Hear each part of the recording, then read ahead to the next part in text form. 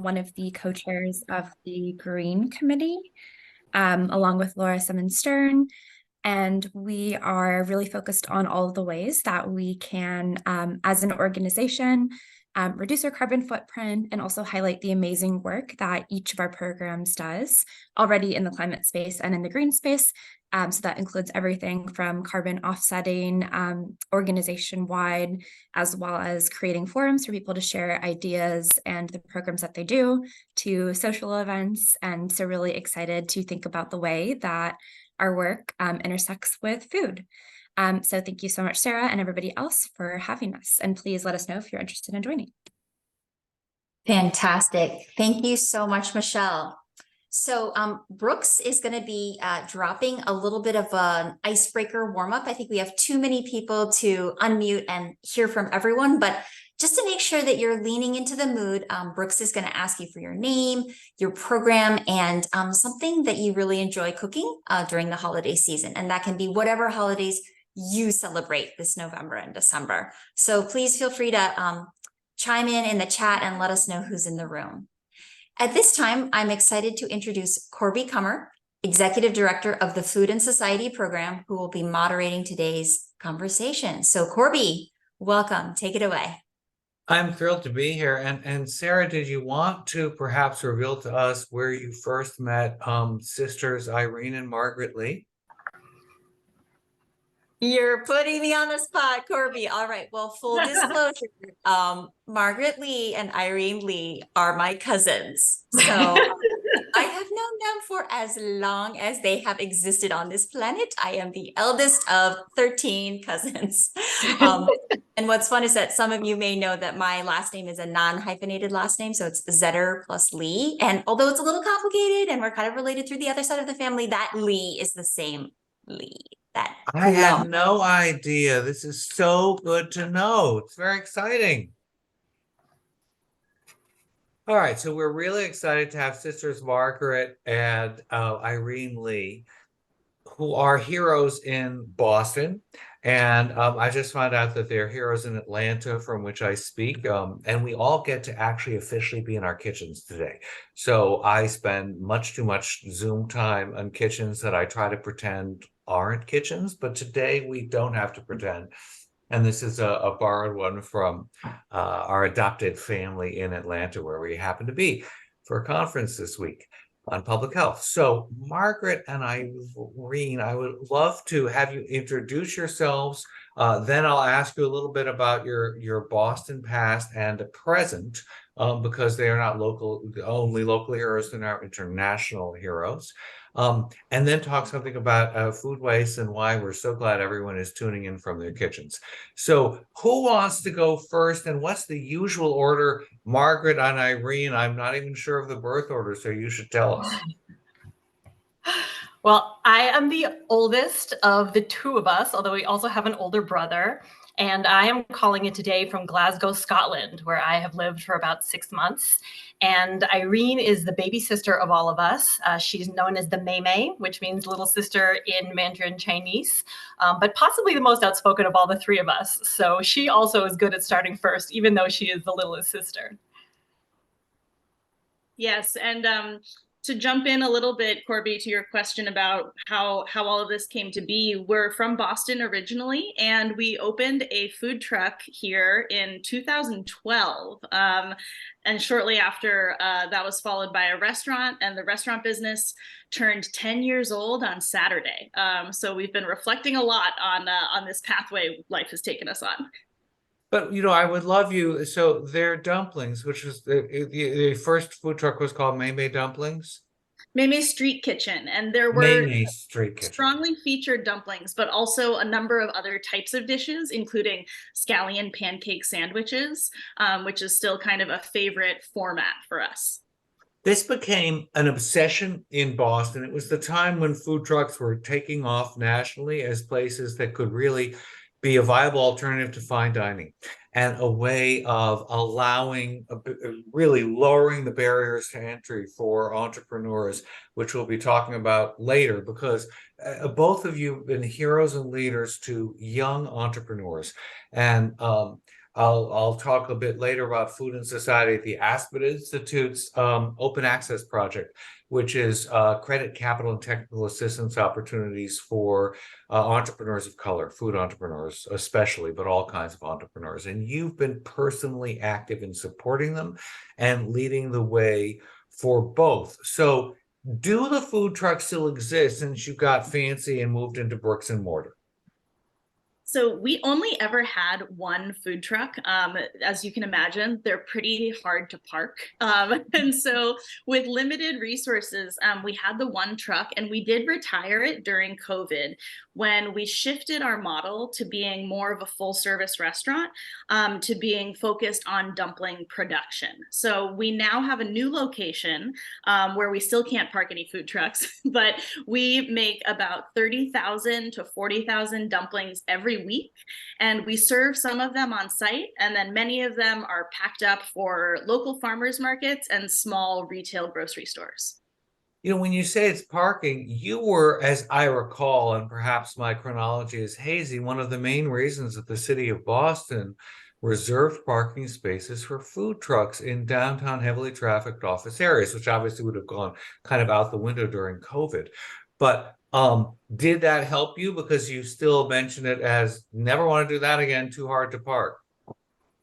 Yeah, I mean, the city really they worked hard to be a good partner, but there are a lot of considerations that are outside of the city's control. Shoveling out a parking space big enough for a food truck is a real challenge, for one. So when we kind of moved indoors, we became indoor cats, so to speak. But you never know. Perhaps there's another food truck in our future. But right now, it's been incredible to visit farmers markets and kind of reconnect with our farmers market community. And that has led to lots of sourcing and buying relationships, as well as just getting back to serving people in person, which of course we had to put on pause during the pandemic. Great. And we'll get right into that, but I just have to point out to our audience and colleagues that shoveling out spaces is a blood sport in Boston. Because in theory, you're not supposed to be able to reserve the spot in front of your house, but violent altercations regularly break out in Boston if you try to park in somebody else's spot that they shoveled. So you're touching one of Boston's main sore points. Helping farmers using their products, and I bet you also want to use what isn't most beautiful to start with. So who wants to take the lead, Margaret or Eileen, about thinking of helping individuals like everybody on this Zoom today reduce their own personal food waste? I'm happy to take that one. And so when we started our food truck, one of the things that really mattered to us was sourcing locally, as Irene had mentioned. And as you also mentioned, for a food truck, you have an opportunity to start a business that has lower overhead and really get your foot in the door in a way that starting a bricks and mortar restaurant is nearly impossible for so many people. And we wanted to be able to serve, some of the best ingredients, but also make it affordable, something that people could walk out of their office and grab for lunch. And what that meant is, especially with Irene, as she said, making those relationships with farmers, is that Irene would call people up and say, so what do you have for B grade produce? Meaning, this kale has some holes in it, or send me these things that might be a little yellow colored when they're supposed to be green, but they're still going to taste fine, but they can't sell it at the farmer's market. And so the farmers would troop down the stairs to our restaurant and they'd deliver all of this great food that could still be eaten, but maybe wasn't going to get the best price for them. And what that meant is that we had to have a more flexible menu because we weren't always sure what we were going to get or whether it was going to show up exactly when we wanted it. And that actually contributed to our creativity and our menu in a way that wouldn't have happened if we had had the same reliable ingredients all the time. So Irene mentioned our scallion pancake sandwiches. One of our most famous sandwiches is called the Double Awesome. And that's based on what we call a local greens pesto. It is not technically an authentic pesto, but the idea is that we could use whatever greens showed up from our farmers and make sure that those didn't go to waste and that we could afford them and that we could pass those savings on to our guests. Also, you're so good at naming. If Double Awesome, it just became a thing. So everybody wanted and wants a Double Awesome. And Irene and Mark, can you talk a little about when you worked together and where the mysterious brother I've never met or seen, where you stash him, And he's still involved with the business. So we have to give all credit for opening the business to our brother. It was his idea after many years working in fine dining. He wanted to kind of practice his own version of hospitality, which is a lot more informal. And he had the idea for the food truck originally, and he invited his two extremely bossy maymays to join him. Huge mistake, obviously. We stash him in New Hampshire. He lives in southern New Hampshire with his wife and kids, and he also has a wine bar in West Newton. So he is still on the food scene. We often collaborate, but the first 5 or 7 years of the business was kind of the three of us in it every single day together, with all of the joys and pains that you might imagine. And now we're kind of in a new chapter where we all work a little bit more independently, but still collaboratively on our own projects. Great. And Irene, do you want to talk a little bit about your work with Commonwealth Kitchen and what Boston does? Because I'm so proud of Boston, and you've done personally to help younger entrepreneurs. Certainly. So I've collaborated with a number of organizations, including Commonwealth Kitchen, which is a food business incubator, the Asian Business Empowerment Council, which is a program of the Boston Foundation here in the city. And I also now run my own consulting and coaching business called Prep Shift. And we provide technical assistance, and a lot of it is moral support to food entrepreneurs who want to run businesses that are not just successful, but also sustainable. And so in the last couple of years, I've learned a lot about the technical assistance and consulting landscape. And I'm so impressed with the Aspen Institute's open access programs. There's just so much that is overcomplicated for food entrepreneurs. And so we now serve a group of about 30 food businesses, primarily based in Boston. We talk about PR, we talk about licensing and permitting, people management, how to hire your first employee. And I think, Margaret won't mind me saying that we made plenty of mistakes opening May, and we don't need anyone else to make those mistakes. We would love for us to be collectively making new, more exciting mistakes. So for me, this is a way of paying it forward and also ensuring that we have an independent, vibrant, weird food and restaurant culture here in Boston. That is fantastic. I didn't ask you to promote open access, but I'm so pleased you did. Thank you, because you're the living exemplar of everything we're trying to do. So it is just fantastic that you're here. Margaret, could you say something about your this is the second book, if I'm not wrong, and Correct. what the evolution of the first one was and the progress to the second?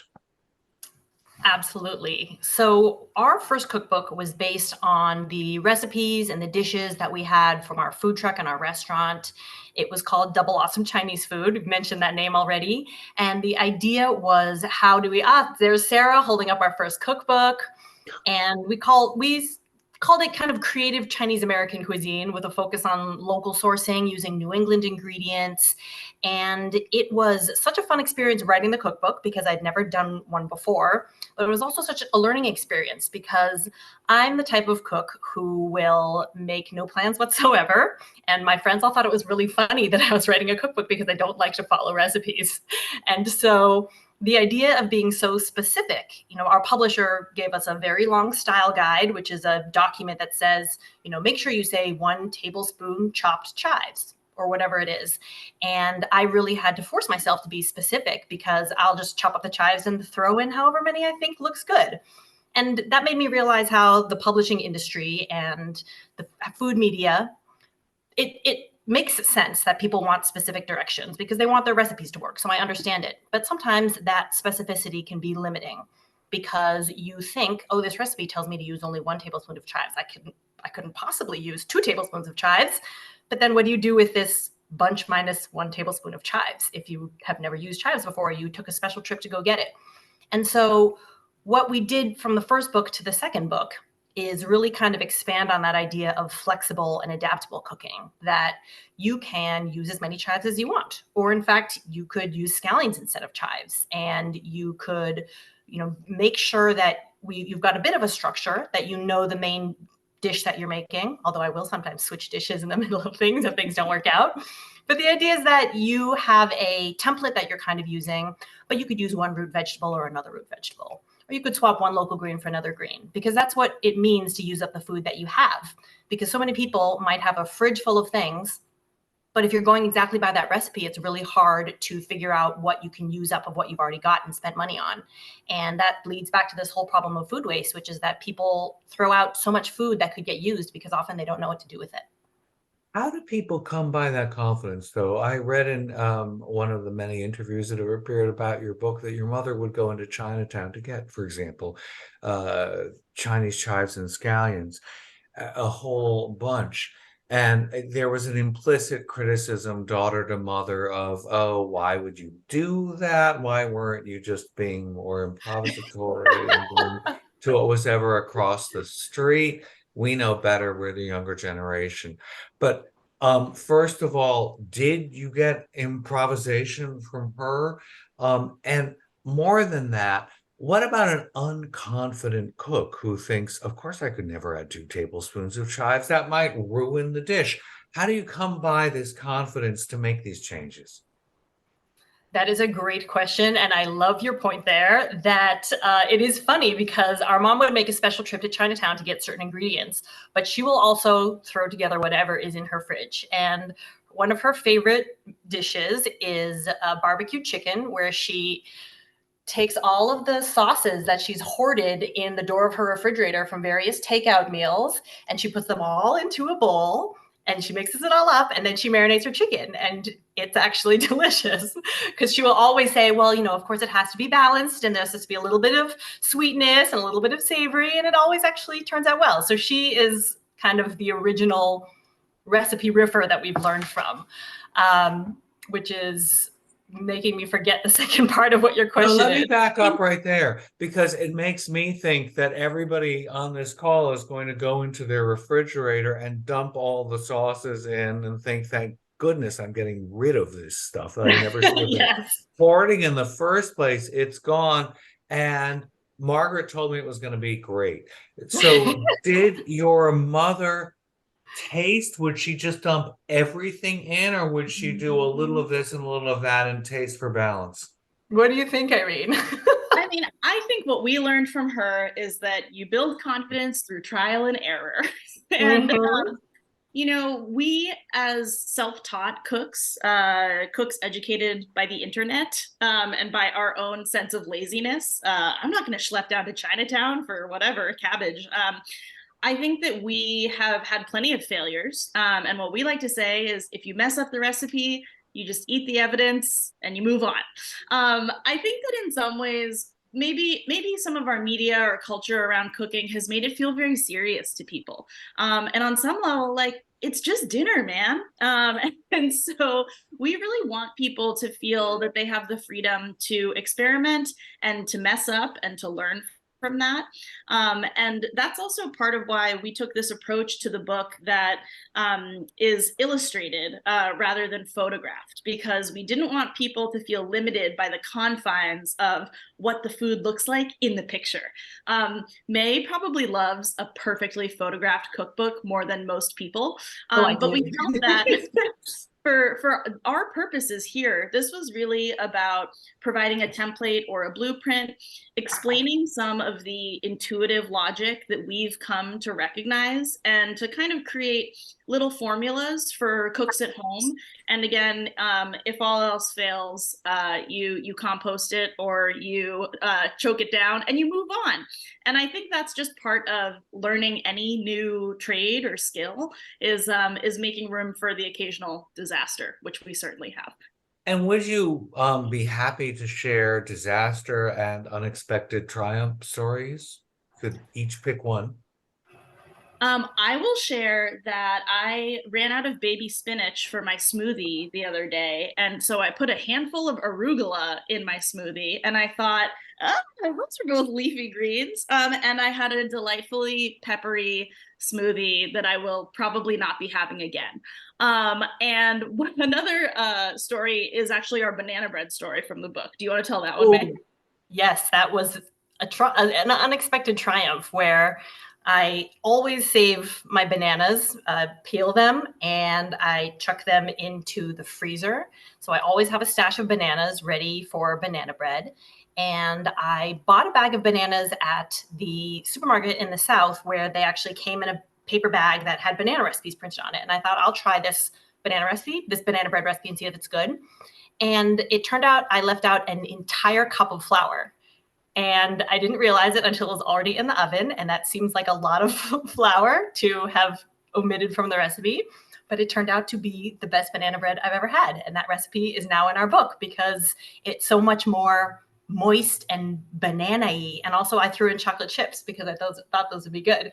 And so that was a triumph where, even in baking, people think you can't riff sometimes. You think cooking is this art where you can mix and match and you can riff off these recipes, but baking has to be totally precise. And sure, it helps to be precise, but you can, it turns out, also riff off things and they can turn out delicious. Have you gotten letters from readers who said, so I took a cup of flour out because I want to lower my carbohydrate consumption and it was completely ruined? Funny enough, no, because I don't know. I think a lot of people who pick up the book, they're up for trying things, and maybe the baking is not where they're choosing to riff. But we get a lot of people who kind of go the other way and they say, I've been doing this for years and I'm so happy to see that this is actually becoming a thing. We just called it cooking. And I think that's an important thing that Irene and I always try to touch on and remember is that, the idea of zero waste cooking is a hashtag. It's trendy. People talk about it. It's in the news, but for most of human history, it's just been cooking. It's just been making do with what you have. It's been using the tools and the food that you have in whatever ways you can. And this exists across cuisines and cultures and countries of origin. And that's one of the fun things about this book is that we drew from a lot of different cuisines because so many cultures have a dish of, oh, this is what we make to use it up. And that's been so fun to play with. How did you manage to leave out a cup of flour? Probably multitasking because I have 2 children, trying to do all sorts of things at once. But you put some flour in. So it was 2 cups of flour. One was whole wheat and one was white flour. And I actually left out the cup of white flour. I thought that it must be 2 separate ingredients or 2 separate times. So I thought that must be, you just sort of skipped a line, which is how most people omit things in recipes. And Irene, you made a delightfully peppery smoothie you probably won't be having again. So was that ironic? It wasn't really delightfully peppery? It delighted me in that it was a surprise. I thought maybe the banana, the dates, the oatmeal would all kind of overpower the arugula, and the arugula would just be a wallflower at the party. But no, the arugula sang out, and I think that a lot of folks ask us, or actually when we were at Sarah's house, Sarah said oh, I can't compost this salad in front of you. And, we were just laughing because we compost stuff all the time. We are not perfect and we are not advocating perfection for anyone. This book is all about tools and whatever tool happens to fit into the job that's being done in your kitchen, that's what we want you to use. And so I think it's so fun to talk about the failures and the messes that we make in a kind of culture around food and chefs where it's about being perfect or using the fanciest version of something. And, that's just not what real life is like for most of us, I think.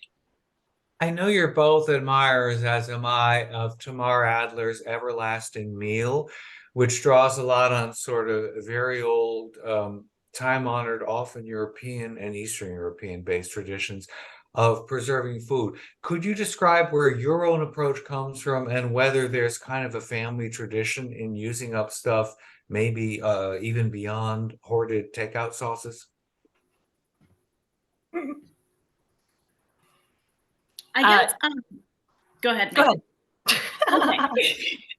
I think for us, like I said, we are pretty much self-taught cooks, and even the Chinese food that we know how to cook, much of it we learned from the internet or from YouTube. And so I think it's just been fun to learn about different culinary traditions and to identify you know, the dishes or the techniques that are now being elevated as like hip, that to your point are very time honored. So if it's fermentation, if it's pickling, and I think that we did want to bring a slightly more kind of international palette to the food waste party, so to speak. We love Tamar's book, and I think it's so much smarter than our book in a lot of ways. And I think the other thing that is important to us is that we didn't want to make our book all about reducing waste. It's also about having more fun. It's about saving money. And we hope that this is an entry point to lower waste for a wide variety of people, many of whom maybe do not prioritize zero waste in their lives at all. So I think drawing on different traditions and recognizing the sort of history of zero waste cooking, everyone's grandma was probably a pretty good zero waste chef. And so we've updated some of that with new techniques or new technology, new equipment, but the lessons I think are all the same. Well, when you talk about zero waste, and certainly when, you know, there's a lot of statistics are thrown out that 40% of the food that's produced gets wasted. I also read it's more like 25 to 30. It depends on where you are. That's very kind of exaggerated. But another one is about restaurants and food waste, as opposed to people. And one of the main messages we can give to everyone is what you do in your own kitchen, where we're talking from, makes a huge difference in food waste. Boston itself has just instituted compost rules and compost pickup. So what are some tips of yours for individuals? And did you change mindset? Because presumably in your restaurant, you were starting to fight food waste, and Irene, your various clients, is that part of your practice and what you counsel them? Definitely. I think when we first opened May, we realized that if we threw out food, that was our margin in the trash. And when you're a professional chef, it's kind of your job to not waste food. But when you're a home cook, when you're responsible for feeding a family, you probably have like 6 other jobs that you're doing. And maybe that even includes your day job. And so And it it's doesn't mean remembering 1 cup of white flour. Exactly. Corby's got it. So I think that for us, it was sort of bringing some of the restaurant best practices into the home kitchen. And as you said, you know, restaurants are a source of some food waste, but statistically, home kitchens make up a much bigger percentage of food waste. And so I think we advocate a kind of mindfulness around food that less waste is a byproduct of, but it also includes all the things, you know, that are kind of popular in food culture right now, being intentional about sourcing, about how you give credit for where food comes from. And so I guess, you know, to this question that is in the chat, commercial food waste is a serious concern, and there are people whose jobs are dedicated to reducing it. Whereas in each of our homes, you know, we're probably doing the best we can, but we've got a lot of other jobs to be done. And I'll just add that most people are pretty surprised at the percentage of food waste nationally that comes from households. And it's actually increased since I wrote the cookbook, but it's now estimated at 48% of food waste. So food that's wasted across the country, 48% of that comes from households. So for people who think, okay, I should, you know, stop flying, or I should stop eating so much meat, but they're throwing away hundreds of dollars in food every month, and that's going into the trash. And as an organic waste, it's producing methane, and that is actually, you know, food waste is 6% of the country's greenhouse gas emissions. So if you think that households could cut that down and everything could go into the compost, then we'd be doing a massive amount to cut down on our emissions. And so for anyone who has sort of individual climate anxiety, it's really nice to be able to put something into the compost rather than throwing it in the trash. And just to sort of touch back on everything else is that I think the more that you cook and the more that you taste and you can experiment as you're eating, we want people to feel empowered in the kitchen by having this flexibility towards the recipes, by having a template and some things that will tell you to make sure that you do have, maybe not the cup of flour, But then after for the vegetable part, as long as it's 2 cups of cut vegetables, you can use whatever you want. And that ideally gives people more room in their cooking life to evaluate the way something tastes, but also in their general kitchen life, learning how to evaluate and trust yourself on, maybe this bread looks a little moldy, or the leftovers I've just opened up, they smell fine, even though that expiration date has passed by. And that ability for people to be more confident is really our goal for this book. And one of the main lessons from this, and I'd like you to start giving general rules about avoiding poisoning your family. So the idea of how do you get confidence in in whether it's a bad or good ingredient. And I think that one of today's open mic kind of options was to have anybody on the call put herself on camera and mention something from the refrigerator and ask you to smell it virtually, or give them a general idea of whether or not something they should risk using it. So it would be wonderful. I definitely would like you to ask to give us some of the general rules you have about the back of the produce bin, which is that horrible, smelly brown liquid, and how to avoid that. So general rules to avoid having this happen to you, and then a couple of rules, and Sarah is getting the ball rolling about deciding for yourself whether to risk putting something into a recipe. Yes, All we've right, got so many tips and tricks. Okay, so to tee things up, I'm putting you both on the spot. I looked into my kitchen this morning, my fridge this morning, and I found this sour cream, which was required for a recipe earlier in the week. And you can see, part of it is gone, but I know if I don't use it up tonight or tomorrow, by Friday, it's going to have those purple blooms. So I'd like to know what I should do with this 1/3 used sour cream. And then these are lime wedges, which were also required for some kind of recipe last week. And you can see I hoarded it. I saved it. I was sure that I would be able to use it later, but they're starting to look really desiccated now. So what should I do with these 2 lovely ingredients? So I would say the nice thing is you can put those together. And my favorite thing to do with extra condiments and extra dairy is to make a dip. So you could take that sour cream, you could take any sort of green vegetables or herbs that you might have in your fridge. If you have scallions or arugula or spinach, whatever you've got, any fresh herbs, cilantro, put it into a food processor or a blender, some salt, maybe some olive oil, and squeeze those limes in. And you can make a delicious dip for tortilla chips or potato chips or roasted vegetables, whatever you like. And it's so flexible. We've got a recipe in the cookbook. I think I called it green dip or something like that. But that's because it's so flexible. You can put anything into it. And that just reminds me, one of the tips that we always talk about, which most people here are probably familiar with, but it's fun to talk about how biologically sound it is, which is the smell test. So, you can evaluate things with all your senses. We say also common sense is good, but you've given a look at the sour cream, make sure there's no purple blooms, but also give it a big sniff. And if it smells fine, it's probably fine. Yeah, and I'll add that I think goops in different forms, purees, really can rescue a lot of food. So if it's a pureed soup, if it's a smoothie, if it's a dip, often when we are looking at food and thinking it looks a little a lot of the times what we're talking about is the texture. Like that peach looks a little too bruised, or that lettuce feels really soft. And so if we allow ourselves the opportunity to transform the texture, perhaps by pureeing, we can retain the flavor and the nutrients and then have a different experience of the texture. So I would say you could also stir a spoonful of sour cream into a soup or a smoothie, and squeeze some lime on top of that as well.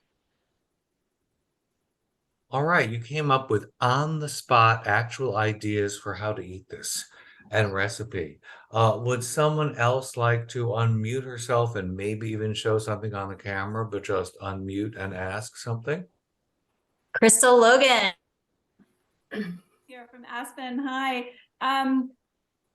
Miso. I have this miso and it's expired by quite a lot, but it smells good and I just have forgotten about it. So what are your suggestions? I've been using it to saute salmon and other things, but what are some other ideas to go through it more quickly? Thanks, Crystal. I definitely have one of those in my fridge too. Same. I could drink so much miso soup and then life happens. I mean, to be totally honest, I would just say use a little bit in any situation where you'd be using a pinch of salt. That is going to help you use it up most quickly. So you could even, whip some into your scrambled eggs in the morning. You could add some to a soup, even if it's not miso soup. You could stir it into a little bit of like sesame oil or chili oil and use it in a stir fry. Just let it be your salt until you get rid of it.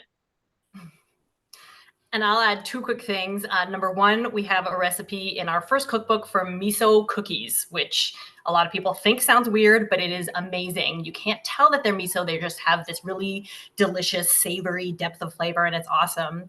And then also I will say a trick that I learned on TikTok, which is making instant ramen, and you crack an egg into a bowl while you cook your instant ramen. And then you take a spoonful of miso. I think I saw it with peanut butter, but I've been doing it with miso because I have a miso to use up in my fridge.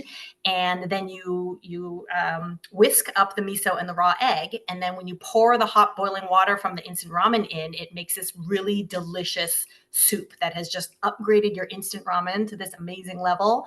And I have now gone through that last thing of miso with that step by step from eating a lot of instant ramen. But is it like egg drop soup or stracciatella? Does it go into a million threads? Surprisingly, the little egg wisps are so tiny that it's almost like a rich sort of tonkatsu broth. It doesn't have the wispy strands so much as if you drop the egg into the water, I think is what the difference is, where it sort of cooks up in the strands. You're pouring the boiling water straight into the whisked egg. And you don't think that the miso doesn't emulsify it somehow, so it's less raggedy? It probably does also. Yeah, that's a great point. The peanut butter or the miso, either one would probably do the same thing. But getting into miso, and Crystal, thank you very much for actually holding up that visual aid. We encourage everybody else on the Zoom to do that. Fermented foods often smell off. And so how is it that you kind of train yourself to know what's the right level of ferment and what's off? I don't have any idea the answer. That's a good question. I mean, that is a good question. I think we probably would defer to folks more expert in fermentation than we are. But I think that there are some smells that are like pungent and maybe surprising, but not bad. And one smell that I look out for is when things smell fruity, but they are not fruit. That I think is typically a sign of the kind of spoilage that you want to be careful of. And of course, spoilage or fermentation is sort of subjective. Tamar, for example, I think has recipes in her book for things you can do with sour milk. Just because something has, quote, gone off or it's not the original product does not mean, sour cream, great example, doesn't mean that you can't eat it. And so that's probably something that we would take our common sense to the internet for. Take our common sense to the internet. I'm told that Rachel Mallison has a question and she's been on camera patiently. So Rachel. Hi. Well, first of all, on the subject of soured cream, I once had a lovely great aunt who was a very bad cook, which she knew, and she was self-proclaimed, and she made sour cream candies, but she used soured cream, and it is a family story that we retell every year because it was the most horrifying thing anyone had ever eaten. So I would definitely say consult the internet and not your family members on Christmas Day if you're trying out a new gross recipe. So just that's a tip for free. But I wanted to ask, so I don't know if anyone else has seen the social media whirlwind that is tinned fish. Everyone seems to be very into tinned fish right now. I also decided that I would be, quote, a tinned fish gal. And turns out I don't like it. And so I have like a lot of tinned fish that I have tried to give to friends that they're like, no, I'm good. So I would like to like eat this fish in a way that is not on a cracker with some sort of dip. What are your ways to sneak in? Because I'm a fish person, but it's the tinned. I don't know. How would you sneak it in ways that maybe are not so tinned fish forward, if you will? That is an amazing question. Thank you.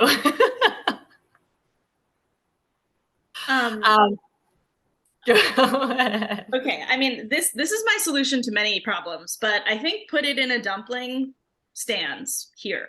You know, a kind of classic Chinese flavor profile for a dumpling is pork and shrimp.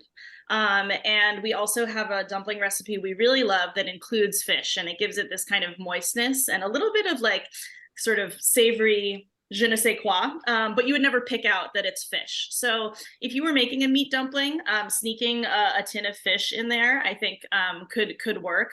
And then this is gonna maybe sound really crazy, but pure like taking fish and incorporating it into, again, goop sauces, like a pasta sauce, as Shilpi said in the chat, or even like, I don't know if you've heard of the dish vitello tonnato, but it has a sauce that's made of tuna. It's like a creamy sauce. And then I also have a family friend who loves tuna fish salad, but is allergic to eggs. And so she makes what she calls tuna butter. And it's just a compound butter of butter whipped with tinned tuna into it. And it is so good and so weird. But you can then do— It's not weird. It's a classic French thing. There you go. See? You know, cultural centering. And I think there are just so many different ways to kind of incorporate it. So anywhere, again, like how I said, like just treat the miso like salt, like treat the tinned fish like something just a little savory and salty, and let us know how it goes. You can also just mail it to me. So I'll take it. Oh, okay, perfect. Well, expect a shipment of Trader Joe's tinned fish. So thank you so much. I'm going to try out some of these ideas. But Rachel, is it the smoked flavor you don't like, or is it the highly flavored sardines? What is it that you didn't like? And do you always buy lots of everything before deciding you're going to really like it? That's such a good question, Corby, and I will answer it. Yes, I am an enthusiast, and so I was like, I should try all of this so that I know exactly how much I'll love all of it, which is to say, not a whole lot. I am not a sardines fan. I think I don't know if it's the smokiness or maybe it's the sauce that it was in. I do cook with anchovies all the time. I melt them into sauces, but the sardines didn't melt as well. So I was like, this is kind of gross. But I love smoked salmon, particularly if it's on a bagel. So I think I just need to get more creative, but this has been great to give me some great ideas. But also you could puree the sardines so that they would melt in the way anchovies do, because anchovies are much smaller, so the bones do kind of dissolve. Irene and Margaret, what are your favorite tools for pureeing? I have an immersion blender that sees a lot of use. So like a stick blender, great for if you don't have the counter space for a big Vitamix or something like that. Yes, I love my food processor. And actually, Rachel, your mention of smoked salmon reminded me that one of my favorite uses for leftover fish, either smoked salmon or leftover cooked salmon, is to basically mix it with cream cheese and all the things that you would put on a lox bagel, chopped red onion, capers, all those things. And you make this kind of really fancy, delicious tuna fish salad that kind of incorporates all of those things. And you could do it with sardines as well instead of those. And also another thing I like to do in terms of changing the texture is fry it or fritterize it. And that can make a lot of things turn more delicious. So if I have leftover fish that I don't want to eat, kind of sometimes leftover fish is not quite as enticing the next day, you flake it up and then mix it with, what do I use? Like an egg, breadcrumbs. I've also done it with mashed potatoes. And then you kind of make it into a little patty, and then you fry it on both sides in butter or oil, and then it becomes a totally different texture and is brown and delicious, and that makes everything taste better. I love That that. I'm does so really sound excited. good. You guys have given me so many good options. I will report back. Yes, I love it. Michelle. Okay, so this is awkward because now my husband is in the room, but he made these Brussels sprouts and sweet potatoes kind of like at the end of last week, so I think they're still good, but they didn't taste very good the first time around. They're already cooked though. So wondering if you have any ideas for how to repurpose them before they do go bad. Could you tell us what was wrong with them? Looking at me. But describe what they tasted like and why they weren't good. They're a little bit undercooked. So it was like kind of just like eating raw vegetables. But it was like kind of too late at the point to like cook them more because they were like we were already served them and kind of That would dedicated help to it by Irene that and point. Margaret. Well, thanks, honey, for cooking. Well, I think what I would say is this sounds like a recipe for fried rice. So many things do beautifully in fried rice, even if they didn't do beautifully on their own. So what I would do is take all those sweet potatoes and Brussels sprouts, chop them into finer pieces, and then sear them in a pan with some canola oil or a high heat, like a neutral oil, and give them some browning. The browning also helps, I think, mask other kinds of flavors and will give it a kind of like caramelized, super rich flavor. Some salt or miso or tinned fish, and then you can get your egg going in there. You can get your rice on, and we have a kind of recipe for choose your own adventure type fried rice in the book. I would also add taco anything. I feel like those things cooked more and definitely on the salt, add a little more fat and salt basically, and then pop it into a taco. And then once you add in the cheese and the salsa and the avocado and the pickled onion or whatever it is you want to put on your taco, it's a totally different texture. And there's so many other things that kind of help surround it and give it more love. And then all of a sudden those will be absolutely delicious vegetables. And we're about to get on to serious subjects because this is the Aspen Institute, in case you've forgotten. But you mentioned fried rice, tacos, some of your go-to, put it in ramen. What are some staples everyone really should have that probably won't be particularly in danger of going bad, but help make these go-to, just stick it into this? What are some pantry staples? Yes, so many things. I mean, the classics, which you've mentioned, rice, pasta. We have a recipe called anything in the kitchen pasta, because you can just take anything in your fridge and you can add it to pasta, especially if you have those anchovies that you melt into the pasta sauce, Rachel. So good. And another one of our favorites is kind of a surprise is frozen puff pastry or pie dough, because you can also pile all sorts of things onto puff pastry and then it seems very fancy, and you can make it into a rustic galette. You could use up your fruit, or you can make a delicious savory tart, and it allows you for lots of options, and you can impress everyone who comes over with like, oh wow, you made a tart, but it's just the frozen puff pastry that you had and whatever you found in your crisper drawer.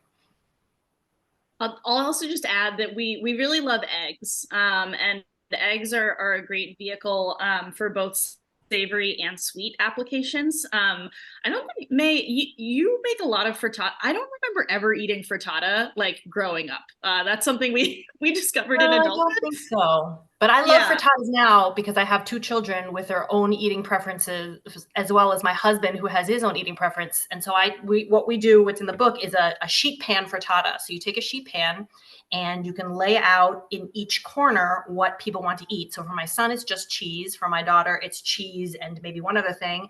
And then I raid the fridge and I see what needs to be used up. Oh, I'll eat the capers and the pickles and those hot peppers, and I chop it all up, and all the veggies, I saute whatever veggies are in the crisper drawer, put it on the other side of the sheet pan, and then you pour your beaten eggs over everything, and you pop it in the oven, and then everybody gets their own little customized section of the sheet pan when it's done. Would your mother ever have thought of customizing a dish for each of the children? Oh yeah. No. You would have. Well, okay, I'm the baby by a pretty wide margin, so we might get different answers here. She was a very busy physician, so she actually did not cook much at all. So The truth comes out.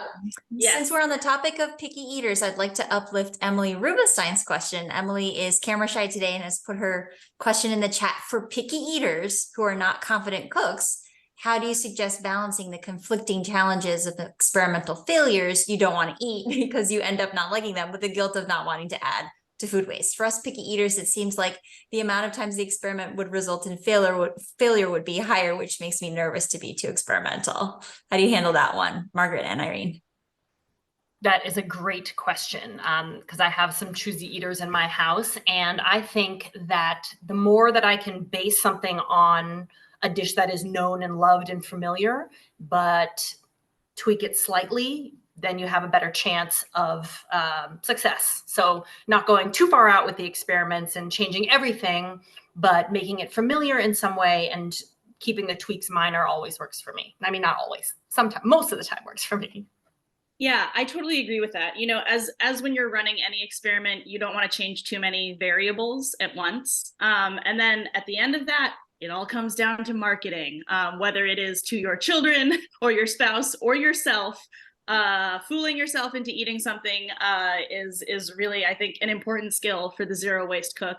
And one shout out that I'll give to May from the book is that, you know, her kids might not love the kind of squishy blueberries or the kind of overly brown banana. So she stores those things in the freezer in her smoothie bag. And then when the kids demand smoothies, she can take all of those things out that she's secreted away, that they've already rejected once, make a delicious smoothie, put in a handful of spinach, which they would never eat, but they love green smoothies. They don't know where the green comes from.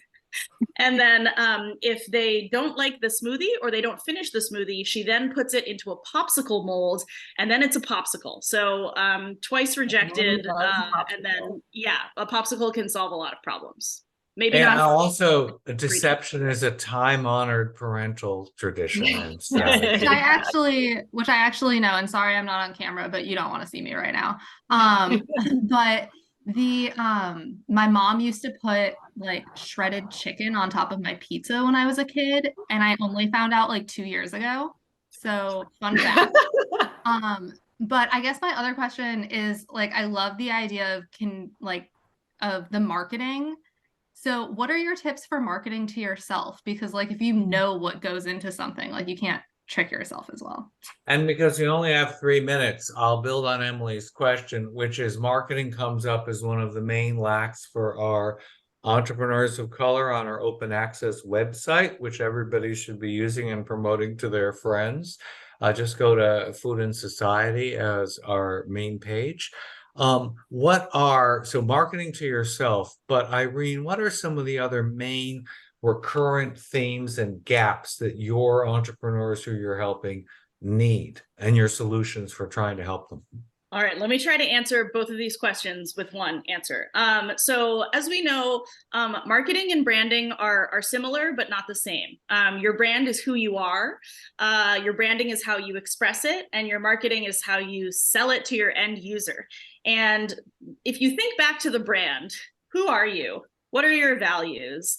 And if your values are to not, harm the planet and to use up what you have and to save money, then your marketing strategy should draw on that brand. And so suppose you have made a soup and stirred too many things into it.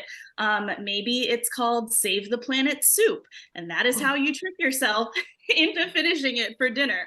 And I think that it all goes back to intention and knowing who you are and what you care about, and then making your choices based on that. And, I know it's tough if there are kids involved, but I think to a degree, there is something to be said for powering through a meal and being proud that you cooked it, even if it didn't turn out exactly the way you wanted it. And I don't know, sometimes I just think back to how our ancestors were eating gruel 6 days a week, if not 7. And so sometimes I'm like, kids these days, we want to think everything we eat tastes good.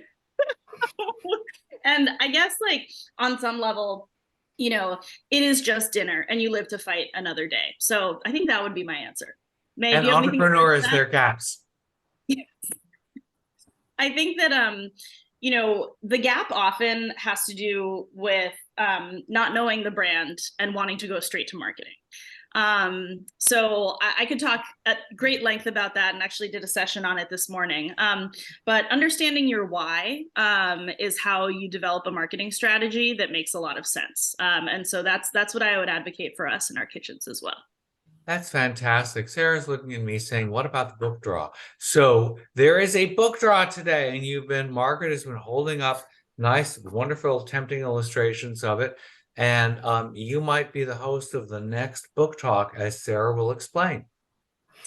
All right. Thank you so much, Corby. This has been a fantastic discussion. So now comes our time. Everybody drum roll, please. The winners of the book draw are Laura Simmons Stern and Maxwell Johnson. So everyone, round of applause. Please contact Brooks Robinson to pick up your book in the DC office, or Brooks can figure out another way to get it to you if you're not in the DC office. Thank you so much, everyone, for joining this enlivening conversation. We wish everybody an amazing Thanksgiving holiday, lots of food eating, and going into the rest of the holidays. Eat well, be good, be safe, be happy. Thanks so much. Talk to everyone soon. Thank you so much for Bye-bye. having us. Thanks, Thank everyone. you. Bye-bye. It was a delight. Thank you.